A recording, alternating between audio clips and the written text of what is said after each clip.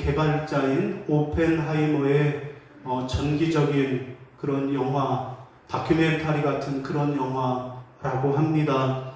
여러분, 세계 제2차 대전이 한창이던 1945년 8월 6일 일본 히로시마에 인류 역사상 최초로 첫 번째 원자 폭탄이 곧 리틀 보이라고 하는 폭탄이 투하가 됐습니다. 전례 없는 강력한 공격에 일본 전체가 혼돈에 빠진 상황에서 사흘 뒤에 나가사키의 두 번째 원자폭탄 펜맨이 투하가 되었습니다.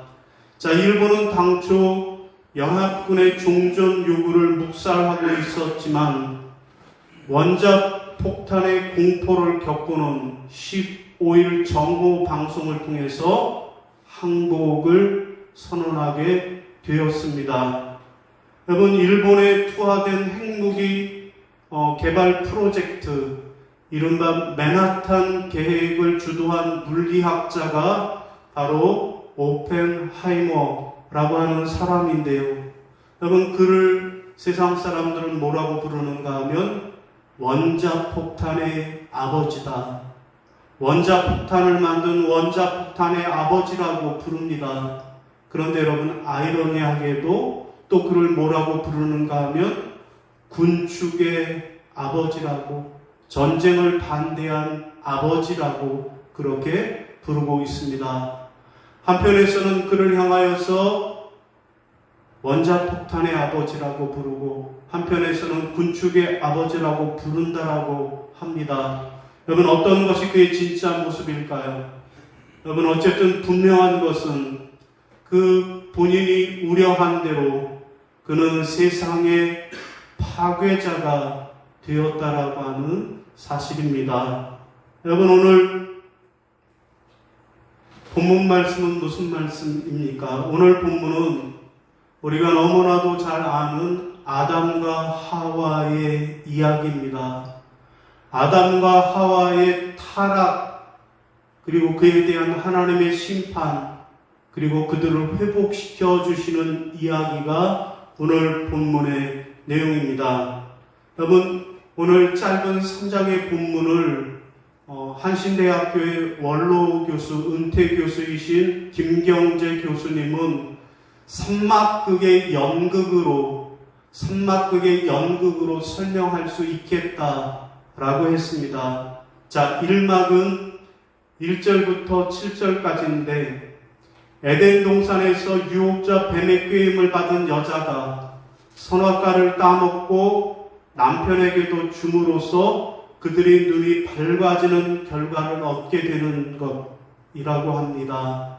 2막은요, 8절부터 19절까지인데, 자기 생명 깊은 곳에 균열과 소외감을 느끼게 되어 동산 나무 사이에 숨어있는 인간을 찾아오셔서 생명 동산의 근본 명령을 범하게 된 그들의 자초지종을 신문하시고 그들이 범죄한 대가를 선고하시는 하나님의 이야기입니다.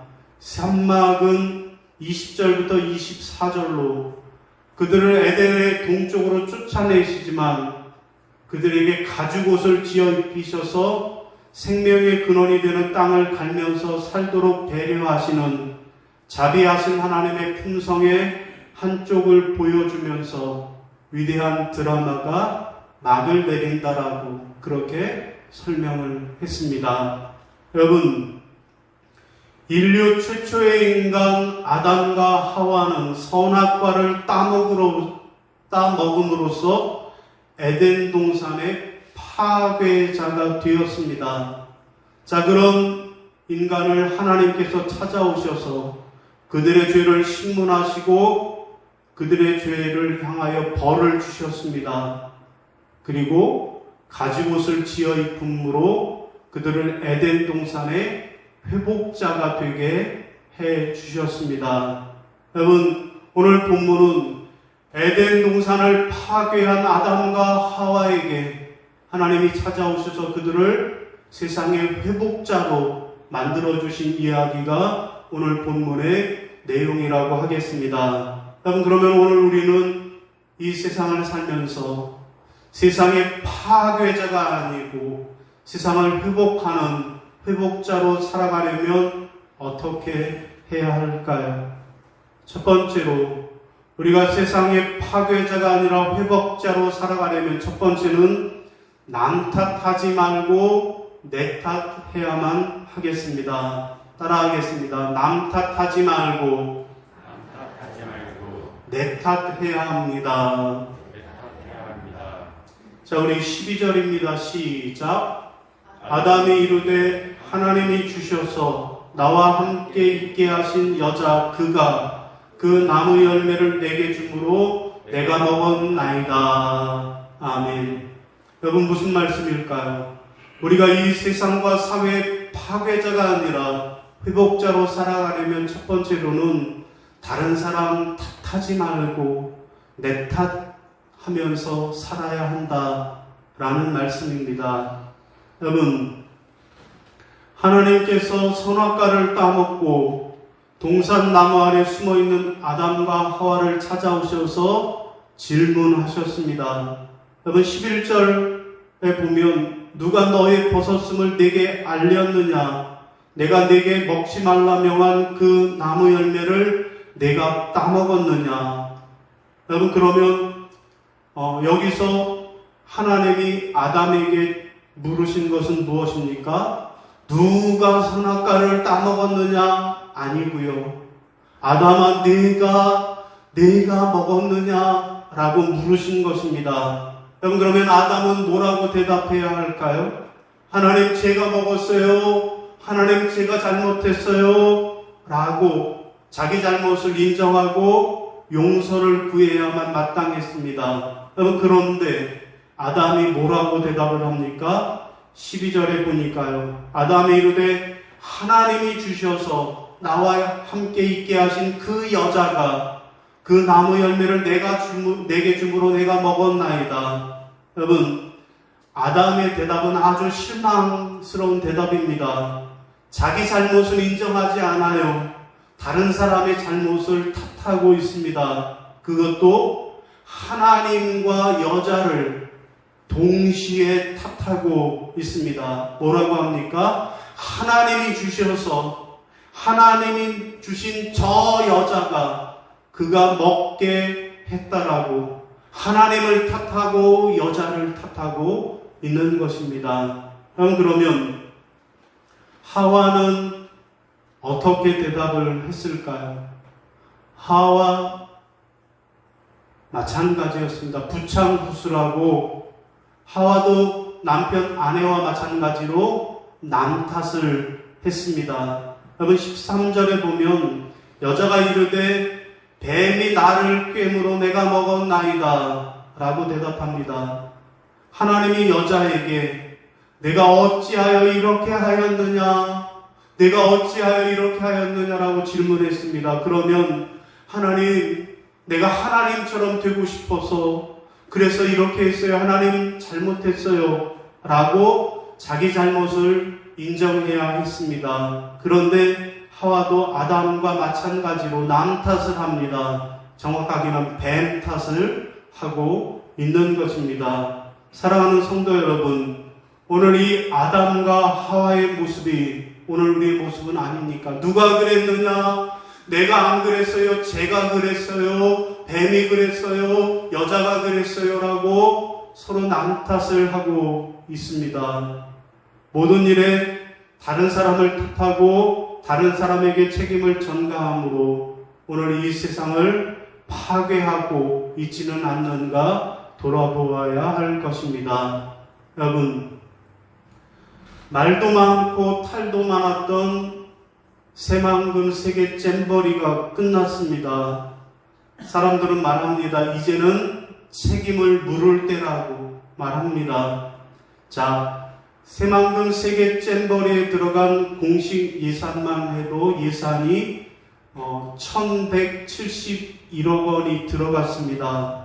거기에다가 폭염과 폭우에 뒤늦게 대처하느라고 더 들어간 돈이 수백억 원이 더 들어갔습니다. 그리고 또 이 시설을 철거하는 데에도 또 수십억 원이 들어간다고 합니다.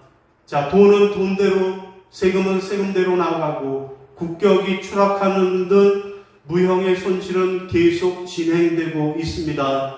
이를 지켜보는 모든 국민의 업장은 무너지고 있습니다. 이 열패감과 이 분노를 헤아린다면 책임 규명에 전 정부, 현재 정부, 중앙 정부, 지방 정부를 따질 것이 아닙니다. 여러분, 그런데 이러한 책임 추궁에 책임을 맡았던 사람들의 반응은 어떤 것일까요?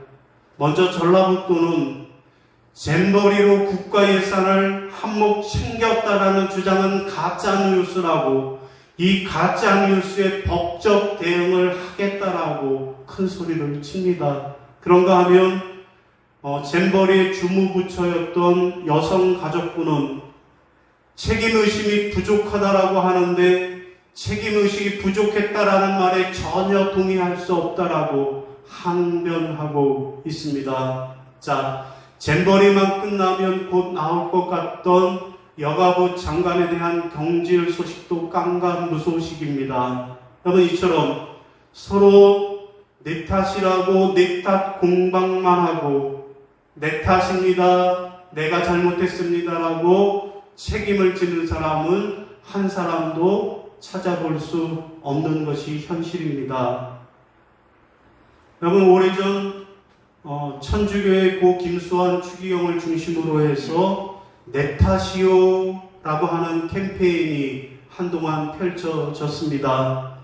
사람들은 자그마한 잘못이라도 자기가 먼저 인정할 때 그때 우리 사회 분위기가 달라질 것이라고, 그래서 내 탓 운동을 펼쳤던 것입니다. 여러분, 그런데 그때뿐이었습니다.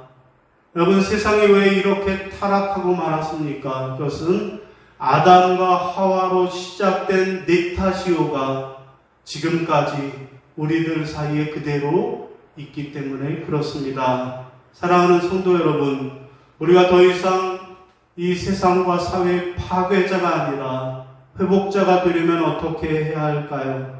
내 탓이요, 내 탓이요. 다른 사람을 비난하는 것이 아니라 내 탓입니다, 내 잘못입니다라고 자기 잘못을 인정하고 회개하는 자로 살아가시기를 주님의 이름으로 부탁을 드립니다. 자, 두 번째로 우리가 세상의 파괴자가 아니라 세상의 회복자가 되려면 어떻게 해야 할까요? 두 번째로는 자기 자리를 지켜야만 하겠습니다. 따라하겠습니다. 자기 자리를 지켜야 합니다. 자기 자리를 지켜야 합니다. 자, 우리 8절입니다. 시작. 그들이 그날 바람이 불 때 동산에 거니시는 여호와 하나님의 소리를 듣고 아담과 그의 아내가 여호와 하나님의 낯을 피하여 동산나무 사이에 숨은지라. 아멘. 여러분, 무슨 말씀일까요? 우리가 이 세상과 이 사회의 파괴자가 아니라 회복자가 되려면 두 번째로는 내 믿음의 자리를 떠나지 말고 내 믿음의 자리를 지켜야만 한다라는 말씀입니다. 여러분, 아담과 하와가 범죄함으로 하나님의 품을 벗어났습니다. 자기 자리에서 벗어나 멀리 벗어나서 동산 나무 사이에 숨었습니다. 여러분, 그 결과 그들에게 비극과 불행이 닥치게 됩니다. 본래 그들의 자리에 있던 하나님의 품 안에서 누리던 모든 은혜를 다 상실해버리고 말았던 것입니다. 여러분, 에덴 동산은 말 그대로 기쁨의 동산입니다. 에덴이라고 하는 말의 의미가 기쁨이라고 하는 뜻입니다. 에덴 동산은 말 그대로 강 중앙에 큰 강물이 흐르고요. 그리고 온갖 열매가 가득가득한 아름다운 곳, 풍요로운 곳이었습니다. 그런데 그들이 죄로 말미암아 하나님에게서 멀어진 후에 어떻게 되었습니까? 저주가 임했습니다. 16절에 또 여자에게 이르시되 내가 네게 임신하는 고통을 크게 더하리니 내가 수고하고 자식을 낳을 것이며 너는 남편을 원하고 남편은 너를 다스릴 것이니라 하시고. 자, 여자는 하나님의 저주를 받아서 임신하는 고통과 출산하는 고통을 얻게 되었습니다. 그리고 남자가 여자를 다스리게 되었다라고 말씀합니다. 자, 이어서 17절에 보면 남자에게도 저주가 임했습니다. 17절에 아담에게 이르시되 내가 내 아내의 말을 듣고 내가 내게 먹지 말라 한 나무의 열매를 먹었은즉 땅은 너로 말미암아 저주를 받고 너는 내 평생에 수고하여야 그 소산을 먹으리라. 아멘. 여러분, 물론 인간이 범죄하기 이전에도 에덴 동산에서 경작하며 노동했지만 그때는 노동의 즐거움만 있었습니다. 그런데 이제는 고통이 따릅니다. 그래서 겨우 먹고 살 수 있게 되어진 것입니다. 하나님의 안에 있던 축복을 상실한 인간의 모습이 이런 모습입니다. 왜 이런 저주를 받았습니까? 자기 자리를 떠났기 때문이라고 말씀합니다. 여러분, 그러면 우리가 어떻게 해야 할까요?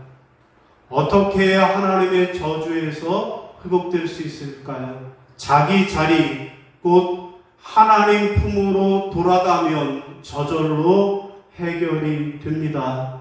아담아, 내가 어디 있느냐? 내게로 돌아오라고 하나님은 말씀하십니다. 그러면서 어떻게 하면 우리가 하나님께로 돌아갈 수 있는지 말씀합니다. 15절입니다. 같이 읽어볼까요? 시작. 내가 너로 여자와 원수가 되게 하고 내 후손도 여자의 후손과 원수가 되게 하리니 여자의 후손은 내 머리를 상하게 할 것이요 너는 그의 발꿈치를 상하게 할 것이니라 하시고. 아멘. 여러분, 이 말씀은 하나님이 누구에게 하시는 말씀일까요? 뱀에게, 곧 사탄에게 하시는 말씀입니다. 여러분, 여기 여자의 후손은 누구를 이야기합니까? 동정녀 마리아를 통해 오실 예수 그리스도를 가리키는 것입니다. 곧 십자가의 고난을 통해서 원수마귀 사탄을 파하시고 인간을 구원하시는 역사를 선포하고 계신 것입니다. 자, 십자가의 복음을 최초로 밝히신 이 말씀을 가리켜서 우리는 흔히 원시복음이라고 부릅니다. 아담은 최초의 이 하나님의 복음을 듣고 자기 아내의 이름을 하와라고, 생명이라고 그렇게 부르게 됩니다. 곧 여자의 후손 예수 그리스도를 통한 구원을 믿었기에 여자의 이름을 생명이라고, 모든 산자의 어머니라고 그렇게 부르게 된 것입니다. 여러분, 그 후에 하나님께서는 어떻게 하셨습니까? 가죽옷을 지어 입혀주셨습니다. 자, 인간은 자기들의 눈이 밝아지니까 벗어 있는 상태를 발견하고 부끄러워서 무화과 나무 가지 잎으로 옷을 만들어 입었습니다. 그러나 그것으로는 수치를 가릴 수 없었습니다. 금세 시들어버리고 말라버렸기 때문입니다. 여러분, 히브리어로 가린다라고 하는 말은 곧 속죄를 의미합니다. 여러분, 그러니까 가죽옷으로 속죄한다라는 의미입니다. 여러분, 그런데 가죽옷을 만들기 위해서는 죄 없는 짐승이 피 흘려 죽어야만 합니다. 여러분, 여기에서 대속의 원리가 나오는 것입니다. 예수님이 오셔서 십자가에 못 박혀 피 흘려 돌아가십니다. 인간의 죄를 대속하신 것입니다. 하나님과 인간을 분리시킨 죄의 문제를 해결해 주심으로 이제는 예수 믿고 죄사함을 받은 성도라면 누구라도 하나님께로 나올 수 있게 된 것입니다. 그렇습니다. 예수 그리스도가 하나님께로 나아가는 유일한 길입니다. 요한복음 14장 6절 같이 읽어볼까요? 시작. 예수께서 이르시되 내가 곧 길이요 진리요 생명이니 나로 말미암지 않고는 아버지께로 올 자가 없느니라. 아멘. 여러분 그렇습니다. 우리가 예수 그리스도 앞에 나오기만 하면 우리의 모든 죄의 문제가 해결되고 우리는 하나님 앞으로 우리의 믿음의 자리로 나오게 되는 줄로 믿으시기를 바랍니다. 여러분, 세계적 문호 빅토르 위고의 이야기입니다. 그의 생애는 1841년을 기점으로 완전히 다른 인생으로 변화가 되었습니다. 여러분, 전하는 바에 의하면 원래 그는 주색에 빠져있던 아주 방탕한 사람이었습니다. 자, 그러던 어느 날 19살 먹은 딸이 강물에 빠져 죽는 익사 사고를 당하고 말았습니다. 그 딸이 남긴 유서가 뒤늦게 발견이 되었습니다. 이렇게 써 있었습니다. 아빠 제발 하나님 품으로 돌아오세요. 아빠 제발 하나님의 품으로 돌아오세요 라고 하는 유서가 쓰여져 있었습니다. 빅토르 위고는 시신의 딸의 시신을 부둥켜 안고 울부짖었습니다. 그리고 그의 삶이 완전히 변화된 삶을 살았습니다. 그는 절필을 하고 후생국에 들어가서 가난한 사람들을 위해 봉사하며 살았습니다. 자, 그러다가 그의 인생 말년에 다시 작품 활동을 하게 되었는데 그때 쓴 작품들이 그를 세계적인 문호의 반열에 올라놓았습니다. 그 대표적인 작품이 바로 장발장 레미제라블입니다. 그는 프랑스 국민들에게 크게 존경을 받았습니다. 그가 별세하자 그의 장례를 정부에서 국장으로 치렀는데 애도하는 국민들의 물결이 인산인해를 이룰 정도였다고 합니다. 여러분, 그의 생애는 영적으로 자기 자리를 찾아감으로써 생명과 축복, 영광을 얻은 대표적인 사례가 되고 있습니다. 사랑하는 성도 여러분, 우리가 더 이상 이 세상의 파괴자가 아니라 회복자로 살아가려면 어떻게 해야 할까요? 우리의 믿음의 자리를 이탈하지 말고 우리의 믿음의 자리를 잘 지켜야 하겠습니다. 바라기는 여러분이 여러분의 자리, 하나님의 품이라고 하는 이 믿음의 자리를 잘 지키시는 여러분이 되시기를 바랍니다. 자, 오늘 말씀을 정리하겠습니다. 여러분, 오늘 본문은 우리가 어떻게 하면 세상을 파괴하는 자가 아니라 세상을 회복하는 회복자로 살아갈 수 있는가를 말씀합니다. 어떻게 하면 우리가 세상의 회복자로 살아갈 수 있을까요? 첫 번째는 뭡니까? 남 탓하지 말고 내 탓해야만 하겠습니다. 둘째는 뭡니까? 내 믿음의 자리를 지켜야만 하겠습니다. 바라기는 여러분 모두가 남 탓하지 않고 내 탓을 하시고 그리고 여러분의 믿음의 자리 하나님의 품을 잘 지키셔서 하나님이 주시는 놀라운 은혜와 복을 받는 세상의 회복자로 살아가시기를 주님의 이름으로 축원합니다. 다 함께 자리에서 일어나시고 결단 찬송 부르시겠습니다.